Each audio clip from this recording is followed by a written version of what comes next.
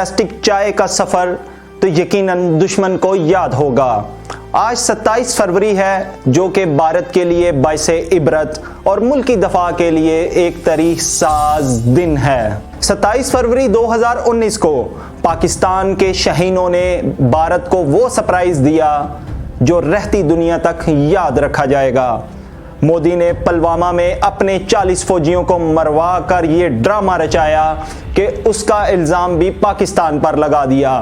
26 فروری 2019 کو بالاکوٹ میں رات کے اندھیرے میں بزدل دشمن کے طیاروں نے پاکستان کی فضائی حدود کی خلاف ورزی کرتے ہوئے ایبٹ آباد میں درختوں کو نقصان پہنچایا اور ایک کوا بھی مار دیا۔ جب شاہینوں نے اڑان بھری تو بھارتی فضائیہ کے جو پائلٹ تھے وہ پے لوڈ گرا کر بھاگ نکلے۔ انڈین میڈیا پر یہ ڈرامہ رچایا گیا کہ پاکستان میں دہشت گرد کیمپوں پر حملہ کیا گیا جس میں متعدد دہشت گرد مارے گئے۔ نام نہاد سرجیکل سٹرائک کے شادیانے بھی بجائے گئے۔ مکار دشمن کا غرور اس وقت ہاک میں ملا جب پاکستان نے انڈیا کے من گڑت پروپیگنڈے کو بے نقاب کر کے حساب چکانے کا اعلان کیا۔ اس وقت کے پاکستانی فوج کے ترجمان نے پریس کانفرنس میں کہا کہ response will be come and response will be different. پاک فضائیہ کے شاہینوں نے رات کے حملے کا جواب دن کی روشنی میں دیا۔ خود ساختہ سرماؤں کو ان کی اوقات یاد دلا دی۔ انڈین ہیڈ کوارٹر میں دھماکوں کی آوازیں سنی گئی۔ اس وقت کی ٹاپ لیڈرشپ بھی سری نگر انڈین فوج کے ہیڈ کوارٹر میں موجود تھی۔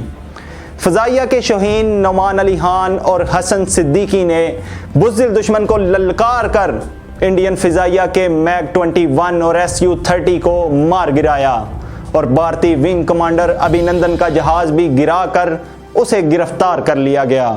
بزدل دشمن نے اپنے ہی ہیلی کاپٹر M17 پاکستانی ہیلی کاپٹر سمجھ کر مار دیا جس میں ان کے 6 سرما بھی مارے گئے، جس کا اقرار انڈین میڈیا نے بعد میں خود کیا۔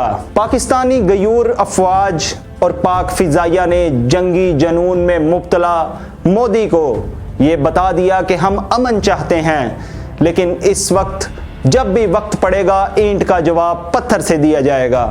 اس واقعے کو 5 سال گزر گئے لیکن محب وطن پاکستانیوں کے دلوں میں آج بھی یہ تاریخ ساز دن اور یہ واقعہ جرت اور بہادری کی یاد دلاتا ہے اور اسے سنہری حروفوں میں لکھا جا چکا ہے۔